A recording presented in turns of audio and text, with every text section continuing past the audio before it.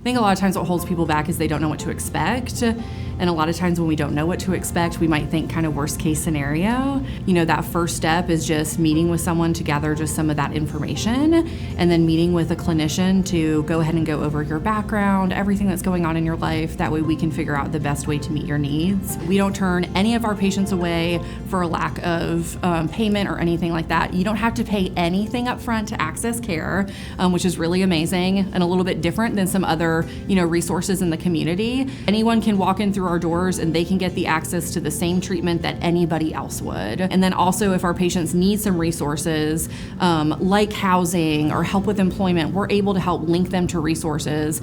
That way we know that their basic needs can get met. We see addiction as a disease, and so we use a medical model to treat addiction here. And so we're not looking at that as a moral failure or that something is wrong with the person. We know that anybody walking through our doors is a human first, and we don't really look at their substance use disorder as a defining characteristic for them. So they'll sit down with a clinician in a process that takes about an hour, and then that next appointment is for them to meet with another clinician to do that treatment plan. So to identify what are their goals, what do they want to work on while they're here, how can we help them achieve those goals. We also know there's multiple different pathways to recovery. Formalized treatment is just one of those ways. We know that people really heal through connection. If your inkling is that treatment might be something that could be helpful, it's probably because it could.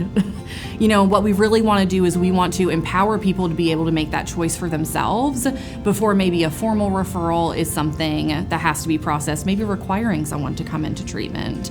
So I always tell people, if that's something that you think is in your mind that could be helpful, we can be really low commitment here and come in, have a conversation, see how we can help.